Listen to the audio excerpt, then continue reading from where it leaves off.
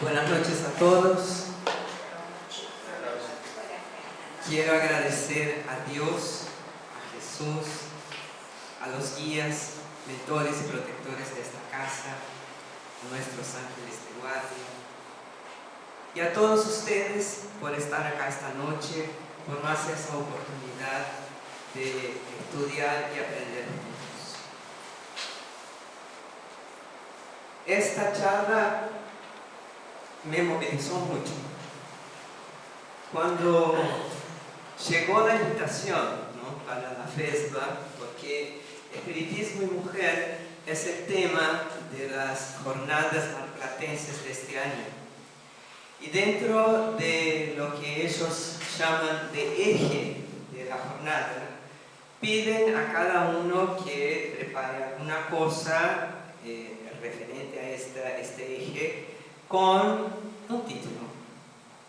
Y cuando yo hice los papeles para allá, me quedé sin saber qué título ponerle, ¿no? Espiritismo y Mujer, porque cuando escuché o me dijeron el tema, mi primera reacción fue no hacer nada, porque yo entré en esa del conflicto que pensaba, ¿por qué espiritismo y mujer? Nosotros estamos viviendo un momento muy difícil sobre el tema del aborto, muchas cosas, ¿no?, que vienen aconteciendo a nivel femenino, y a mí nunca me gustaron esas cosas, esos conflictos hombre-mujer, varón y nena, porque soy espírita desde muy chica, ¿no? Entonces siempre llevé esa verdad adentro mío, que una cosa es el espíritu, otra cosa es el cuerpo. Entonces no me gustaría entrar en un conflicto de parte para un lado o para el otro. Pero como la espiritualidad no se queda quieta, ¿no?, un día me llegó la inspiración de cuál era el eje que yo debía seguir. Me vino así, les comento porque somos amigos, convivimos y saben que mi mediunidad no es así, nada del otro mundo, pero me llegó cómo lo tenía que encarar, para qué lado, por dónde arrancar y hacia dónde enfocar eso, y hasta algunas fuentes de consulta. En el día que Amalia anunció acá sobre esta charla, cuando nosotros salimos allá afuera, un compañero nuestro me dijo: ¿por qué espiritismo y mujer? ¿Cuándo vas a dar una charla de espiritismo y hombre? Entonces, como que sentí eso, sé que lo dijo para hacer un comentario, seguramente no era para causar conflicto, ¿no? Pero sentí eso, aquella sensación, la misma que yo tuve al principio del tema del confronto. Y no pasa por ahí, ¿no? No pasa por ahí. Y dentro de las fuentes, ¿no?, que me vinieron así donde buscar información, mucha cosa estaba algo en una fuente, en un libro, y la secuencia en otro lugar, y yo mezclé bastante cosas. Entonces quiero empezar por la bibliografía, de donde saqué todo, está todo bien mezclado. Siempre hago las charlas especificando tal cosa, tal libro, tal. Esta va a ser un poco diferente porque está muy mechado una cosa con la otra, porque tenía muchas cosas ver una con la otra, cosas antiguas, cosas de ahora, pero todo muy alto. Así que esa es la bibliografía, ¿no? El Evangelio según el Espiritismo, el libro de los Espíritus, En busca de la verdad de Joana, Encuentros con la paz y la salud de Joana, Mujeres del Evangelio de Rosa Piñero por el Espíritu Esteban, la Biblia, la Génesis del Antiguo Testamento y un artículo de Grandes Mujeres del grupo Herculano Pires, Grandes Mujeres Espíritas. Entonces está todo ahí mezclado y espero que les guste. El principio es la situación histórica de las mujeres, ¿no? Como nosotros sabemos que la gran mayoría de los espíritas son mujeres, entonces, y sabemos también que la doctrina espírita es la tercera revelación, es un punto de inflexión, un punto de cambio en nuestra humanidad. Entonces, era necesario mirar más atrás para saber la situación de las mujeres, ¿no? Porque somos espíritus en evolución y por qué hoy hay tantas mujeres en el movimiento espírita. Por lo general en las iglesias, en los cultos, siempre existe más cantidad de mujeres, porque el interno de la mujer se siente más atraído para esas cosas del más allá o las cosas superiores, como podamos llamar. Entonces, la situación histórica de las mujeres es que a lo largo de los siglos, la mujer siempre fue, las mujeres en general, ¿no?, fueron vistas como objeto, una cosa sin importancia, descartable. Y eso la mujer se sentía discriminada, y hoy hay muchas culturas que todavía la mujer es considerada un ser inferior. Entonces hoy vivimos en países libres, que la mujer tiene muchos derechos, pero hay muchos lugares que todavía no es así. Entonces la dignidad y la categoría de la mujer es de a poco que eso va creciendo. El Evangelio de Lucas le queda muy evidente la participación de la mujer en la estadía de Jesús en el planeta. Cuando él estuvo acá, muchas mujeres estuvieron alrededor.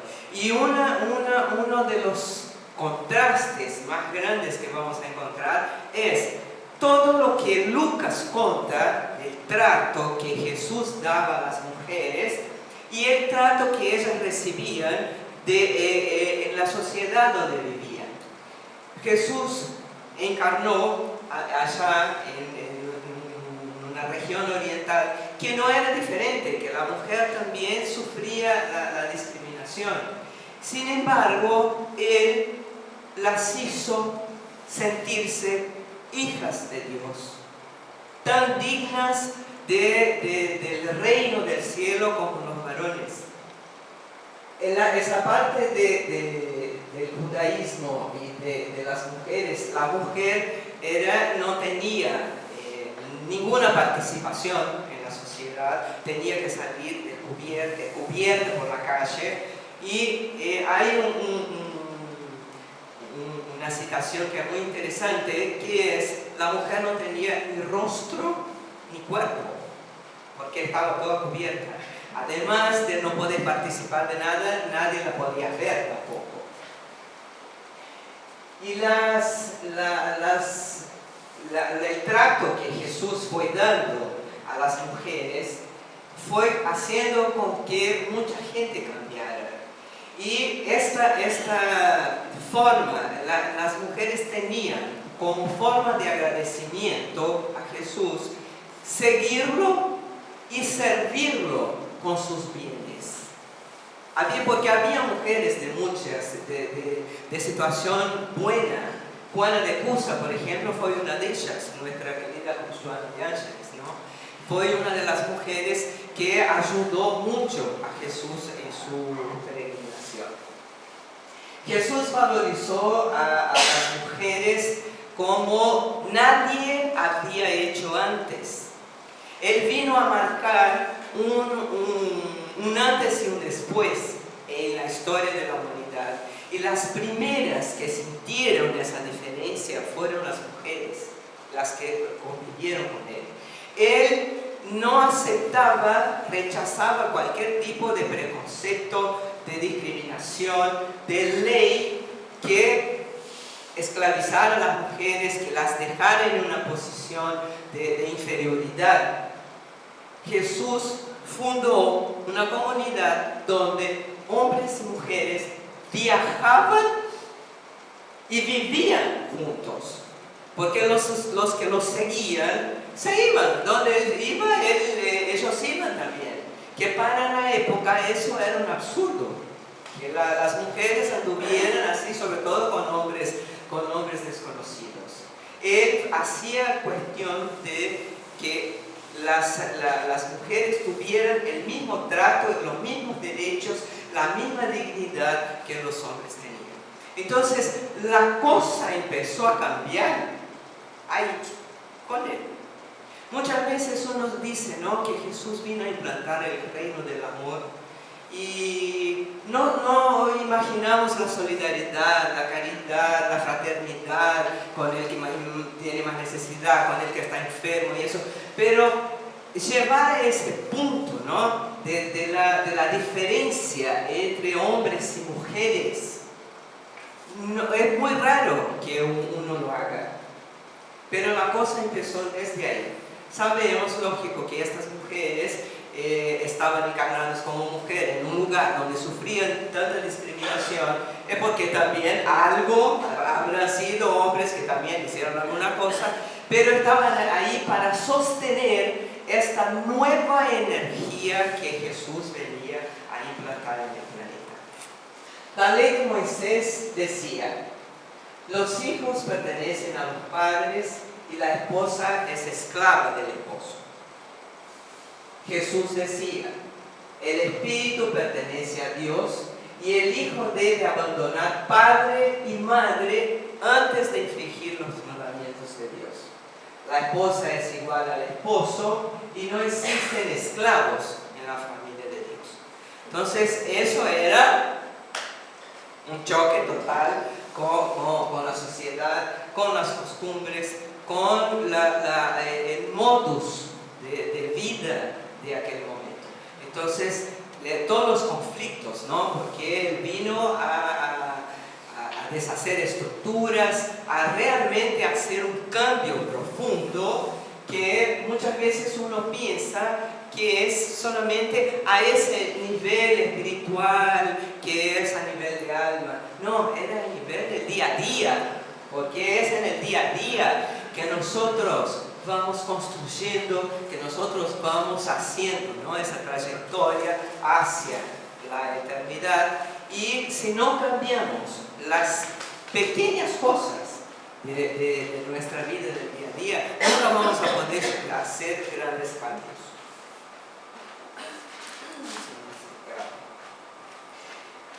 La presencia femenina en el ministerio de Jesús, según Lucas.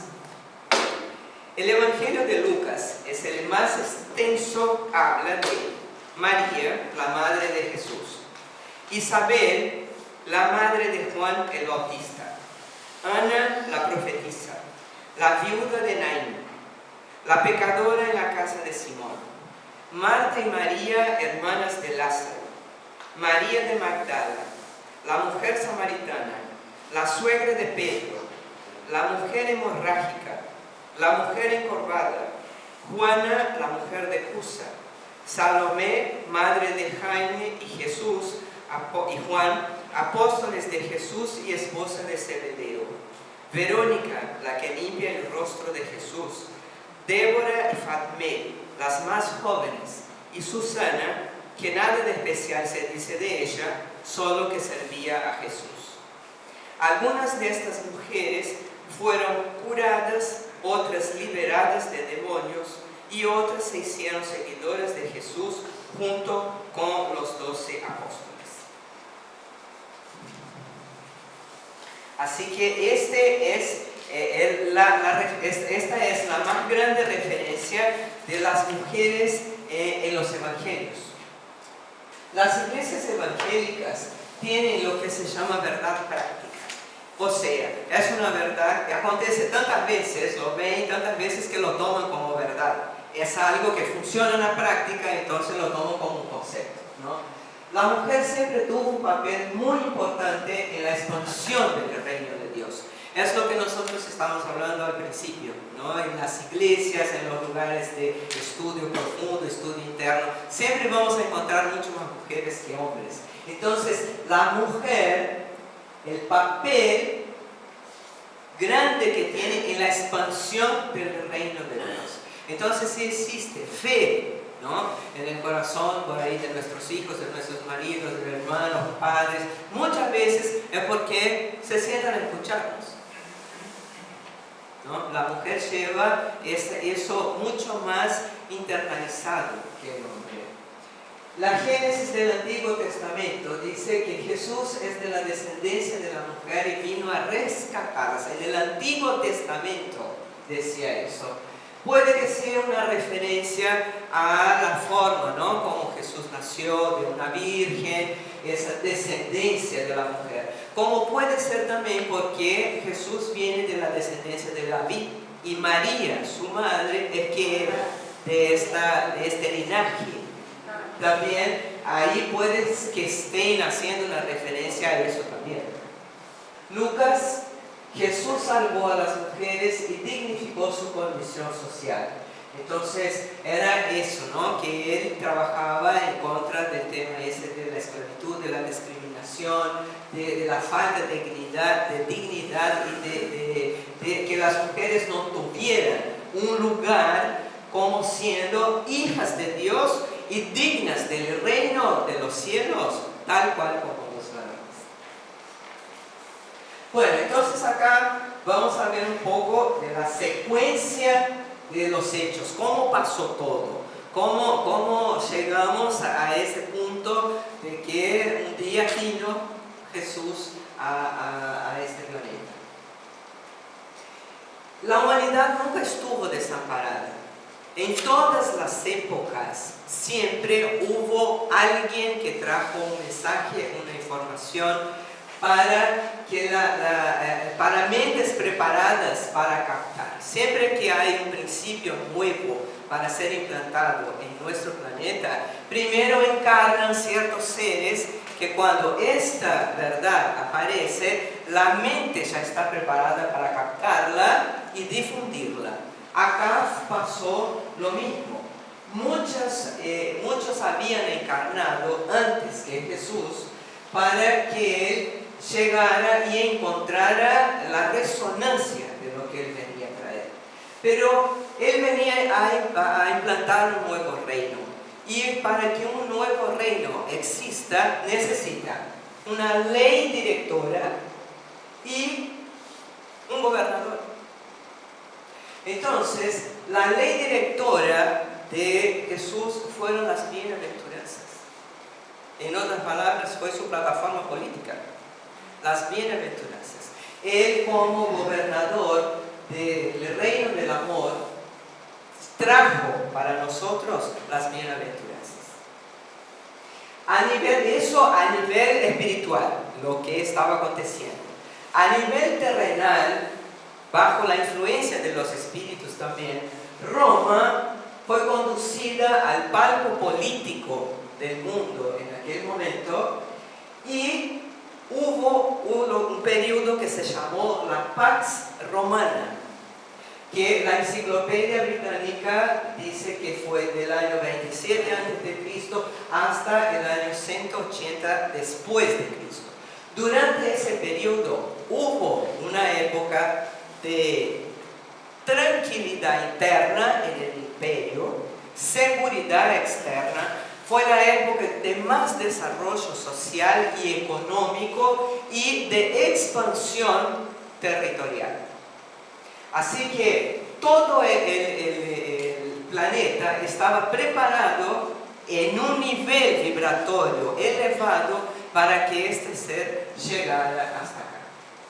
¿Y dónde fue la llegada del gobernador del planeta? Entre el pueblo judío.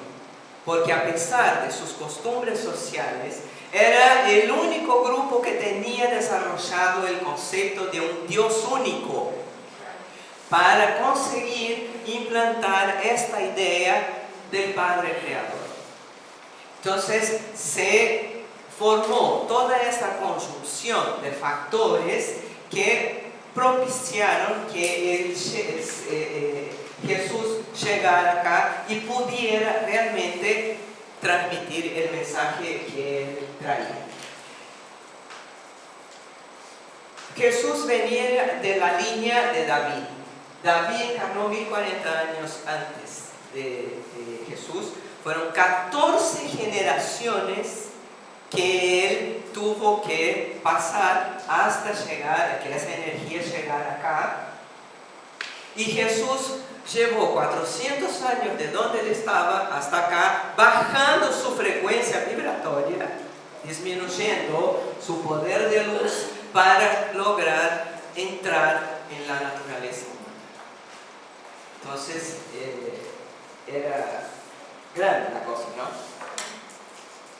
Bueno, llegamos entonces en el 2015, que fue cuando Joana de Angelis escribe que el hombre se define hoy como educado y civilizado. Entonces pensemos en lo que era la sociedad en aquel momento, ¿no? Cuando Jesús llegó hace 2000 años, y lo que es hoy. Hoy el hombre se define como educado y civilizado. Pero, como ella misma dice, no podemos evitar las guerras, destruimos los recursos naturales, grandes invenciones son utilizadas para el crimen y para la destrucción. Entonces, ese es el hombre educado y civilizado que tenemos hoy.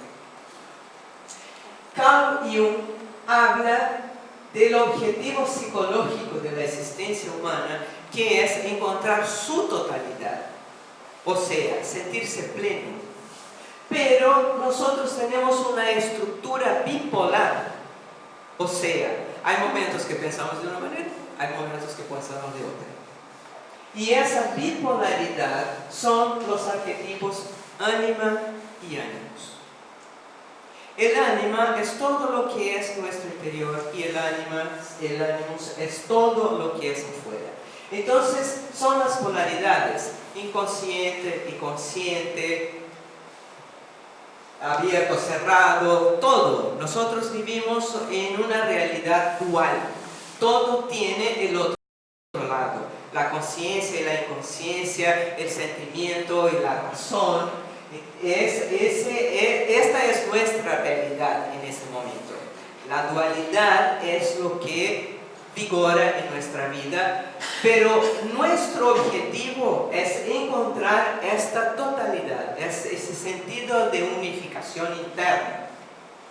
La tradición religiosa manifiesta esa estructura bipolar como cierto y errado, como virtud o pecado, como luz y tinieblas, y en lo social tenemos lo correcto, lo incorrecto, lo bueno y lo malo, lo feo y lo bello. Entonces siempre vamos a encontrar esas dos polaridades.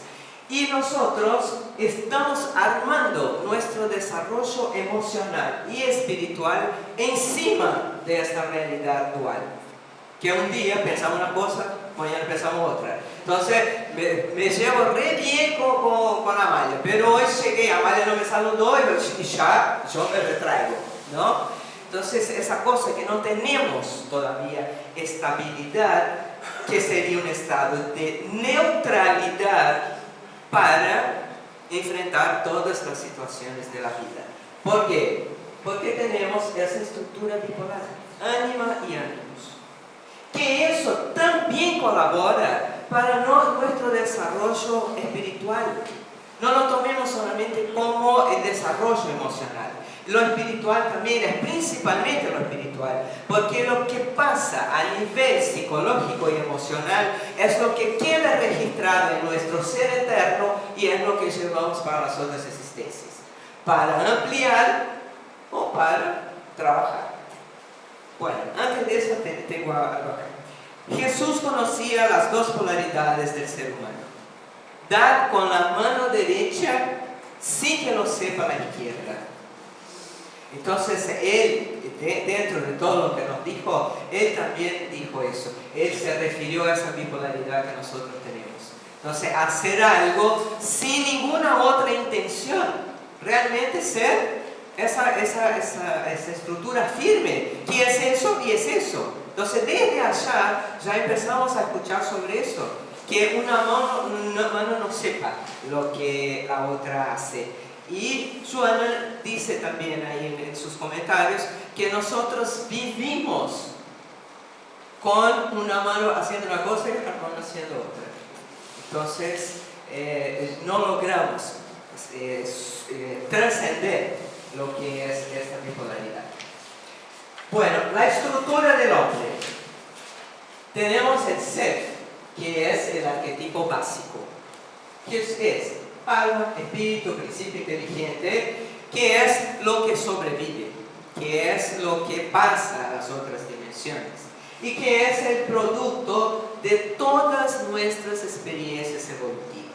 Entonces, el día que yo deje esta existencia, que Ángela ya no exista más, lo que Ángela aprendió y lo que hizo de bien o de no también, está allá, archivado en el self, que es después lo que va a hacer un balance, una programación de vida, tomar otro cuerpo, hombre o mujer, según la necesidad, y volver para seguir ese proceso evolutivo. Entonces, el ánimos está relacionado con la lógica, con la acción, con la fuerza, con la mente, con lo externo. Y nosotros tenemos algo muy interesante en nuestros cuerpos, que es nuestro sistema hormonal. En nuestro sistema hormonal están las conexiones con nuestros centros vibratorios en nuestro cuerpo espiritual, vibracional. Cada vez que activamos un centro en nuestro campo vibratorio, existe una liberación hormonal. Y viceversa, cuando pasa alguna cosa, liberamos determinado tipo de hormona, también ponemos en acción un centro vibratorio. Eso es para entender que son las hormonas. Hormona es una palabra en griego que quiere decir poner en movimiento, ¿no? Son las hormonas que muchas veces determinan nuestras conductas. Si no tenemos la mente equilibrada, el control de nosotros mismos. Porque hasta que la hormona puede activar el centro, pero yo voy a hacer alguna cosa si no tengo control de mí mismo, cuando no es una cosa tan buena.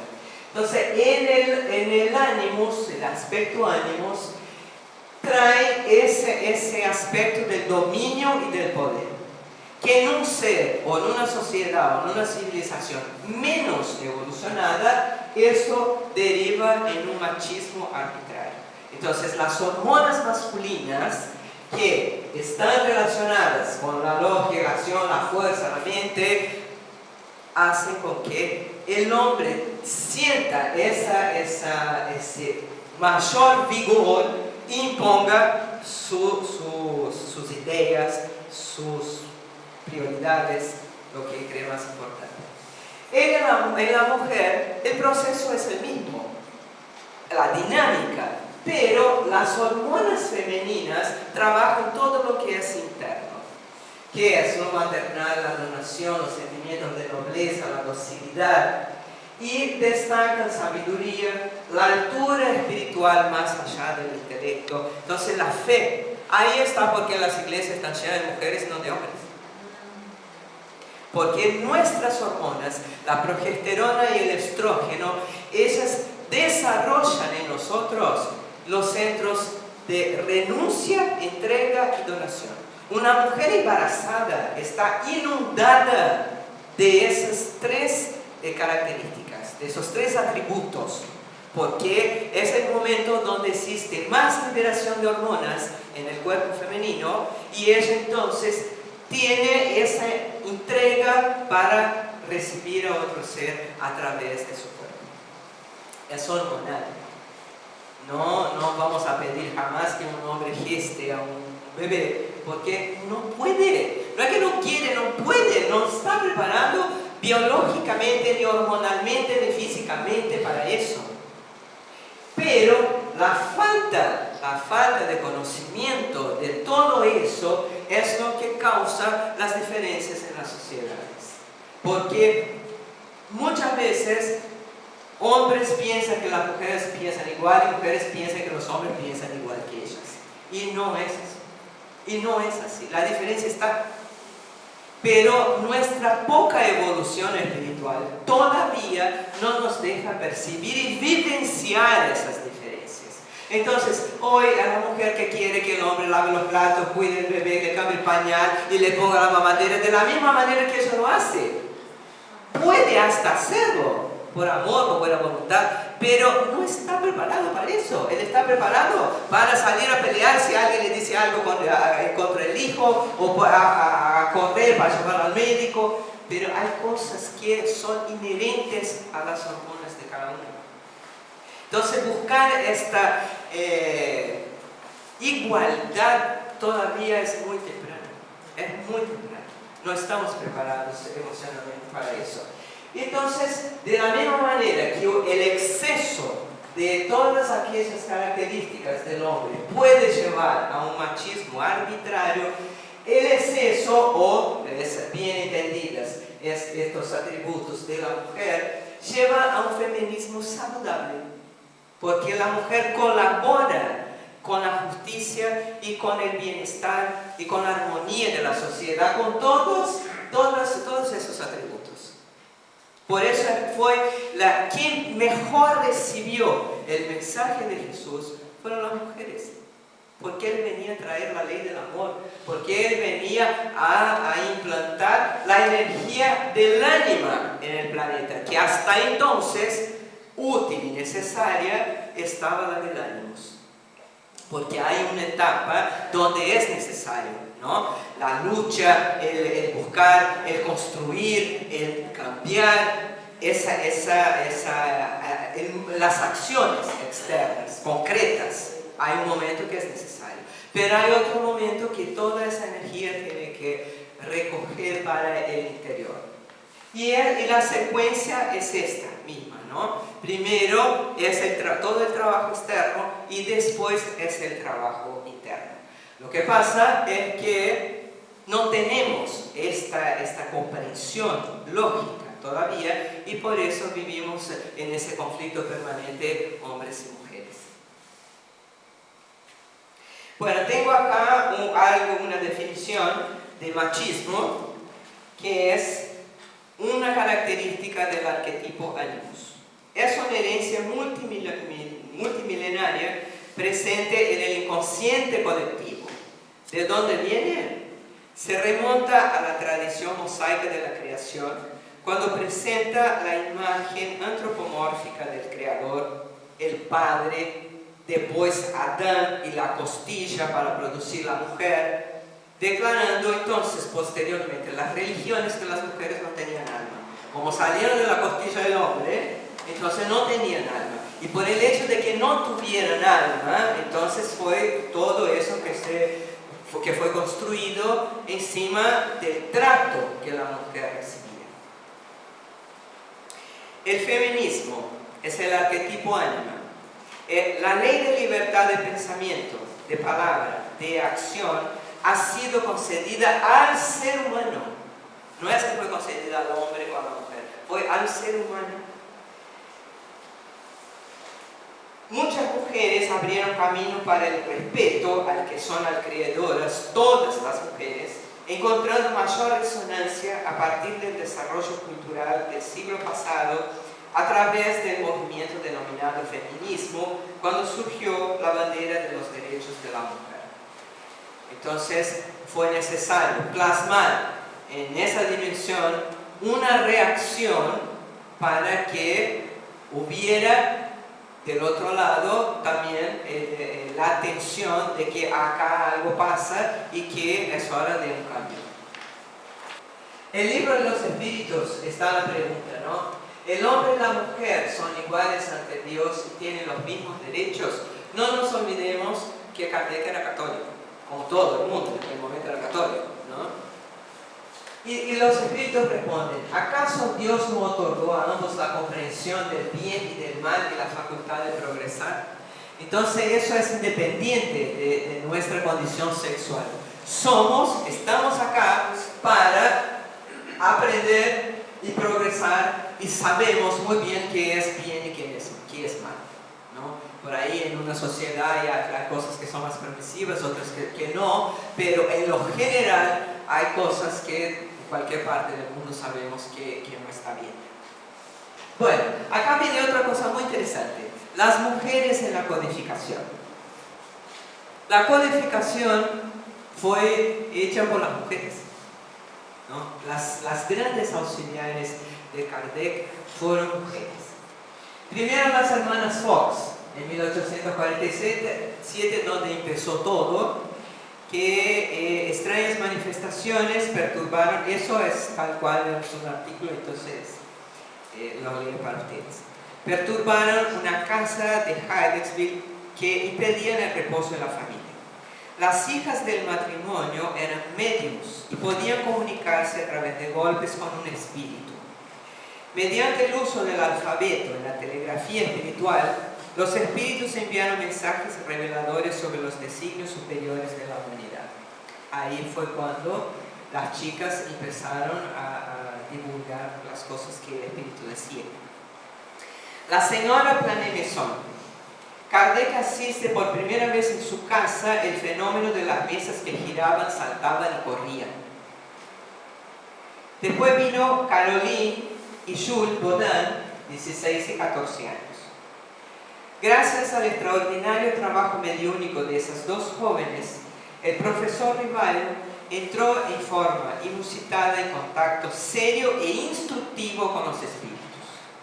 Profundizó sus primeros estudios serios del espiritismo, observó minuciosamente los fenómenos, comparó sacándoles las consecuencias filosóficas y religiosas, obtuvo comprobaciones y pruebas de que los espíritus son las almas de los que vivieron en la tierra, se convenció de que el alma del hombre sobrevive a la muerte, percibió que las respuestas dadas por los espíritus a través de las medios sobre los más variados temas tenían interés general para la expansión del saber humano.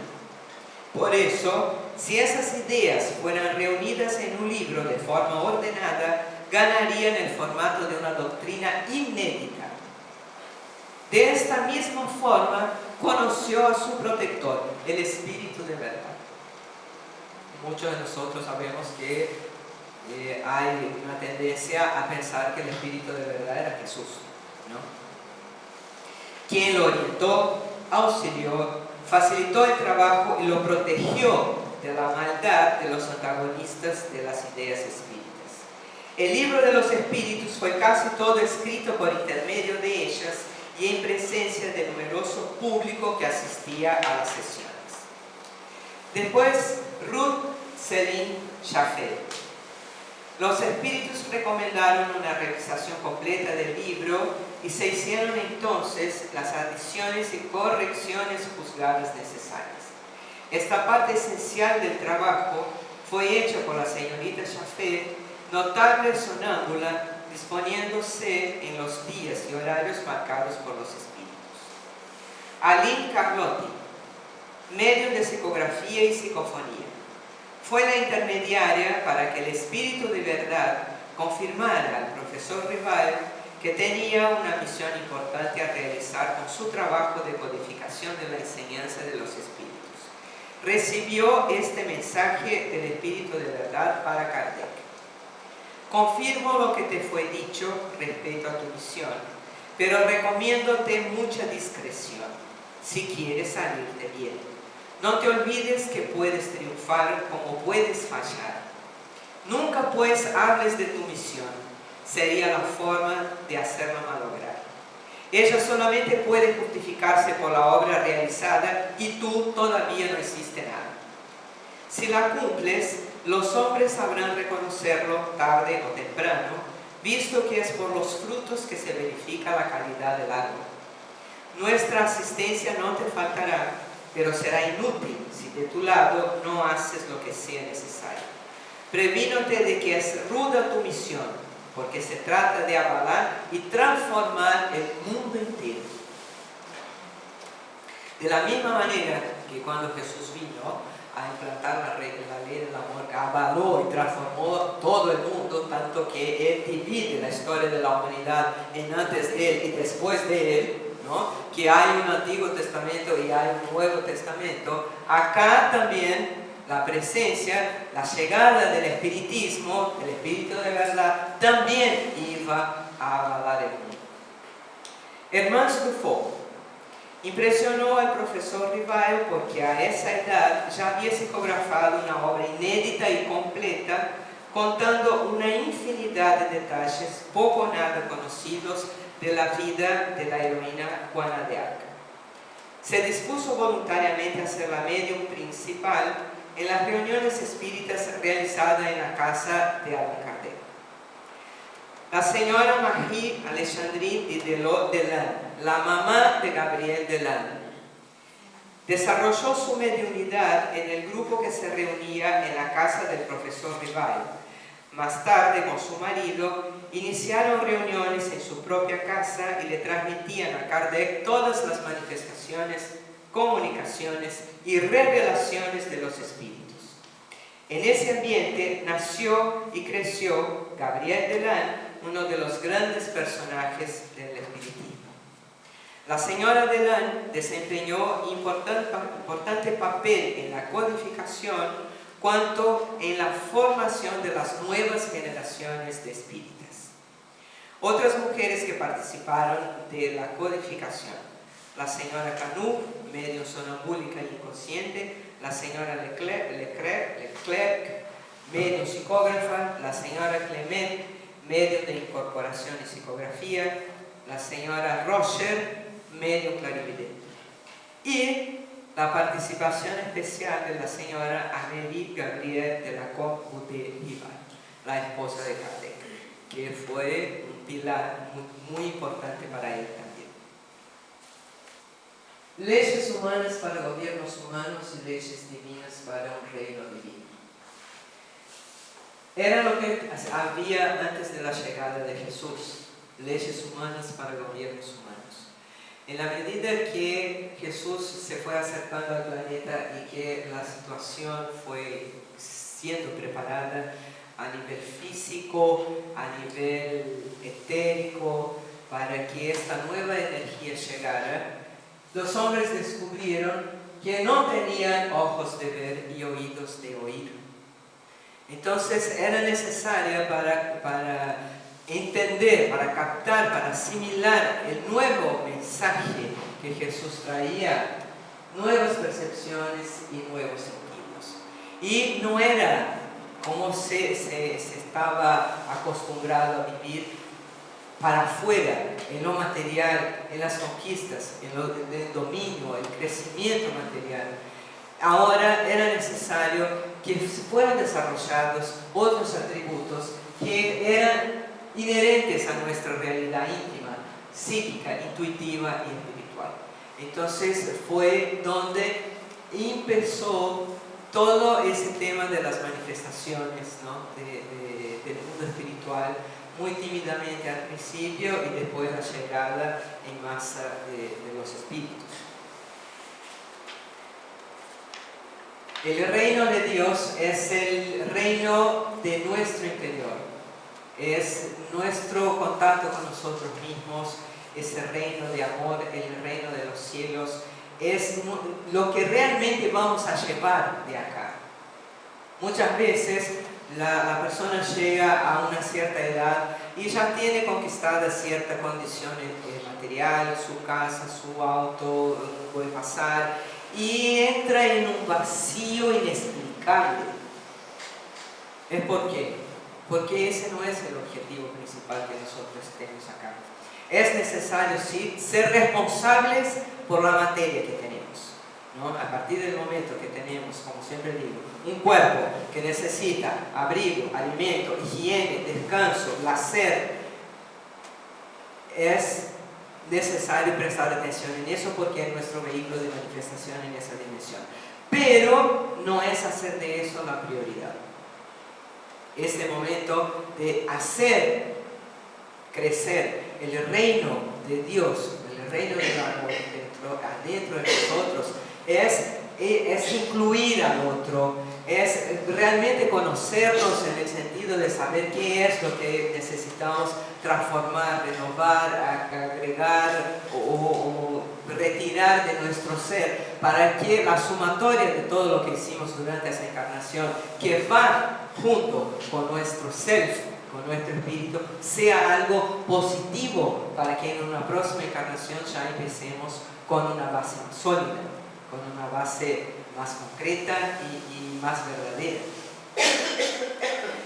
Esa estructura, esta nueva estructura, es la que nos va a llevar al Homo Spiritualis. Nosotros estamos dejando la era del Homo Sapiens para entrar en la era del Homo Spiritualis.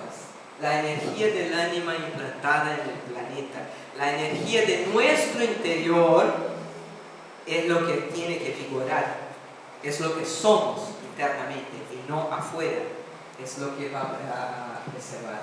Es el inicio de la era del espíritu inmortal.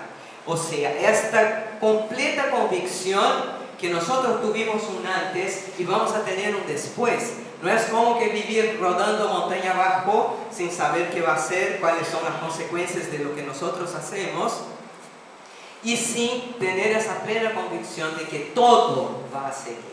Lo que hagamos de bueno y de no tan bueno. Somos espíritus inmortales. Lo que es necesario en ese momento es que realmente eso quede muy claro y muy plasmado dentro de nosotros, ¿no? Esa inmortalidad. Y que no dudemos, porque hay muchas veces, mismo nosotros que somos espíritus de no sé cuántos años, muchas veces uno hace cosas y dice, ¿será? Sí. Y a veces cosas que no nos convienen, cosas que sí, uno deja entrar la duda, porque por ahí es más práctico, es más fácil. Esa energía, la energía del ánima, es la energía que viene después del movimiento, es la energía de la reconstrucción y es la energía de la regeneración, que es lo que nosotros necesitamos, ¿no? En ese contexto de autoobservación, de autopercepción, descubrir qué es lo que tenemos que trabajar y hacer la regeneración de esto. Tratar de trabajar como somos seres bipolares, bien entendidos, podemos trabajar el polo puro cuando descubramos alguna cosa dentro de nosotros. Por eso, la presencia femenina es tan marcada en esos momentos tan decisivos de la humanidad, porque son momentos donde a nosotros nos tocó estar en el cambio, cuando fue la época necesaria de la energía del ánimos, que fue para hacer desarrollar el planeta, todo lo que nosotros tenemos, el confort, las mejorías, aún cambiar la geografía del planeta. Todo eso es la energía del ánimos que provoca. Pero después de la energía del ánimos viene la energía interior, la energía de la satisfacción, de la alegría, de disfrutar. Es normal esta secuencia, ¿no? Las energías se van alternando. Nosotros hoy nos toca vivir en la energía del alma, desarrollar eso, nuestro interior. Por eso tantas filosofías, tantas sectas, tantas religiones convocando al ser humano, porque a nivel inconsciente, aunque no tengamos claro el nombre de los bueyes, sabemos que algo está pasando y es en esa dirección, acá, para adentro. Bien, algunas interpretaciones de las conductas de Jesús con las mujeres, ¿no? María de Magdala. Sabemos que ella era una persona de una vida dudosa y eso, pero ella estuvo al lado de Jesús hasta el momento de la cruz. Ella ayudó mucho financieramente en las peregrinaciones. Entonces podemos leer, ¿no? en esa actitud de Jesús de tenerla cerca, es que Él no le exigió ningún cambio. Pero el encuentro con Él hizo con que ella abriera el alma para nuevos aprendizajes. Ella fue la mensajera de la resurrección. Fue la primera persona que vio a Jesús cuando Él resucitó, fue María de Magdala. Entonces ella no tiene muy buena fama, pero el mensaje del encuentro de Jesús con María de Magdala es este, que la persona llega un momento que cambia. Cuando se da cuenta de por dónde está enveredando, ella cambia. Si hay un motivo fuerte y que realmente llene los vacíos internos, ella cambia. La mujer samaritana es aquella que Jesús le pidió agua en el pozo, ¿no? Ahí viene un mensaje de inclusión, un mensaje de convivio social y espiritual. Ella se asustó cuando él le pidió a ella que le sirviera el agua. Ella decía, vos sos un judío y yo soy samaritano, no podemos hablar. Y él dijo, yo tengo sed, quiero agua. Entonces es de acercamiento al diferente. La viuda de Naín, que me parece que es aquel cuadro, que es el niño que Jesús curó, que él era un niño cataléptico y que la familia no sabía que él tenía esa enfermedad. Entonces él tuvo un ataque y ya lo estaban llevando como muerto, y cruzan con el grupo de Jesús, y Jesús ve al espíritu del niño preso a su cuerpo todavía. Y entonces dice, él no está muerto, y lo toca y el niño se despierta. Entonces el mensaje de ese encuentro de Jesús con la viuda de Naín es este, que muchas veces por desconocimiento de cosas concretas nosotros actuamos mal. Entonces es necesario siempre la búsqueda del conocimiento, el averiguar qué es la forma de que nosotros vamos ejercitando nuestra mente para aumentar nuestro cabedal y facilitar muchas veces en muchas cosas nuestra vida. Es no estar ahí con la mente ociosa, y sino siempre buscando aprender alguna cosa. Marta y María, las hermanas de Lázaro. Jesús llega a la casa de Marta y María, y Marta enseguida se pone a lavar las cosas, a preparar una comida, y María se sienta a los pies de Jesús y se pone a meditar con él. Y entonces Marta, enfurecida, viene y le dice, Señor, ¿usted cree que es justo que yo esté haciendo todo el trabajo y María esté sentada? Y Jesús le dice, María está haciendo la única cosa necesaria, que es estar en contacto con el Espíritu, porque lo demás, todo acá va a pasar. Es la única cosa necesaria. Y la mujer hemorrágica, que era una mujer que en la cultura de ese momento, las mujeres cuando tenían su periodo menstrual eran consideradas impuras, ¿no? Y esta mujer hacía creo que 12 años que tenía una hemorragia que no pasaba. Y ella sabía que Jesús, si tocara a Jesús, ella se iba a curar. Entonces lo seguía, hasta que un día pudo tocarle el manto y quedó curada. Entonces Jesús siente que alguien lo toca, se da vuelta, la ve y dice, tu fe te salvó. Entonces es esa persistencia, es también utilizar su enfermedad como un desafío para el crecimiento del alma. No colocarse en la condición de necesitado para que el otro cuide, y sino salir realmente a buscar la solución para nuestros problemas. Palabras de Herculano Pires. En una época, 1850-1890, en que los preconceptos contra las mujeres eran muy fuertes, causados por las religiones tradicionales y los intereses económicos y sociales masculinos, algunas mujeres los ignoraron completamente y desempeñaron con coraje papel importantísimo en la codificación del espiritismo y en el desarrollo del movimiento espírita. En Brasil, donde la doctrina espírita tiene el mayor número de adeptos del mundo, las mujeres son la mayoría de los espíritas, desarrollando funciones importantes tanto en los centros espíritas cuanto influyendo en la educación espírita de sus maridos y hijos. Los principios espíritas pregonan absoluta igualdad entre el alma del hombre y el alma de la mujer, aceptando la libre participación y colocando a las mujeres en el movimiento espírita sin cualquier restricción, sea en el trabajo fraternal de dirección operacionalización, engrandecimiento, divulgación, expansión del espiritismo, como en la formación de las nuevas generaciones espíritas. Los siguientes principios espíritas colocan a las mujeres en plena igualdad con los hombres. Dios creó todas las almas iguales y semejantes. Las supuestas desigualdades existentes entre las almas masculinas y femeninas están fundadas en la ignorancia y en la fuerza bruta. Por lo tanto, desaparecerán con el progreso y el reino de la justicia. Las almas o espíritus no tienen sexo. Los sexos solo existen en el organismo material.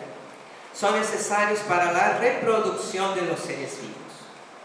Los espíritus, hijos y creación de Dios, no se reproducen unos por otros. Por esa razón, los sexos son inútiles en el mundo espiritual. Los espíritus son creados por Dios simples e ignorantes para progresar en todo y adquirir todos los conocimientos. Entonces, cada uno es llamado a concurrir a diversos trabajos y a pasar por diferentes tipos de pruebas para evolucionar. Es por eso que los espíritus alternativamente nacen ricos o pobres, señores o siervos, operarios, intelectuales o de fuerza bruta, hombres o mujeres. Así, el principio de la igualdad entre hombres y mujeres está fundado en las propias leyes de la materia. Y con ese mismo objetivo, los espíritus se encarnan en diferentes sexos. Sufriendo el espíritu encarnado la influencia del organismo material, su carácter se modifica según las circunstancias y se dobla a las necesidades y a las exigencias impuestas por el mismo organismo. Puede todavía acontecer que el espíritu pase una serie de existencias en el mismo sexo, lo que hace que durante mucho tiempo pueda conservar en el estado de espíritu el carácter de hombre o de mujer. Los espíritus que se nos presentan como hombres o como mujeres lo hacen para que nos podamos acordar de la existencia en que los conocimos.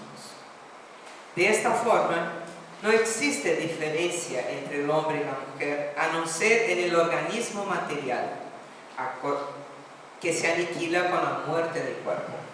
Pero en cuanto al espíritu, el alma, el ser esencial, inmortal, la diferencia no existe, porque no existen dos tipos de almas. Quiso Dios su justicia para todos sus hijos, todas sus criaturas, dando Dios a todas las almas el mismo principio y el mismo destino, fundó la verdadera igualdad. La desigualdad solo existe temporariamente en el grado de adelanto intelectual, moral y espiritual de cada espíritu en evolución. Pero todos los hijos de Dios están progresando gracias a las incontables reencarnaciones en la tierra o en otros mundos habitados en camino de la conquista de la perfección espiritual. Así, todos los espíritus tienen derecho al mismo destino. Cada uno llega al destino glorioso establecido por el Creador por su trabajo personal, porque Dios no favoreció a nadie a costa de otros. Con la doctrina espírita, la igualdad de la mujer es un derecho fundado en esas leyes de la naturaleza. Dando a conocer estas leyes, el espiritismo abrió la era de la emancipación legal de la mujer, como abrió la era de la igualdad y de la fraternidad. Cuando yo pensé en el título que iba a dar a esta charla, le puse un pacto de amor.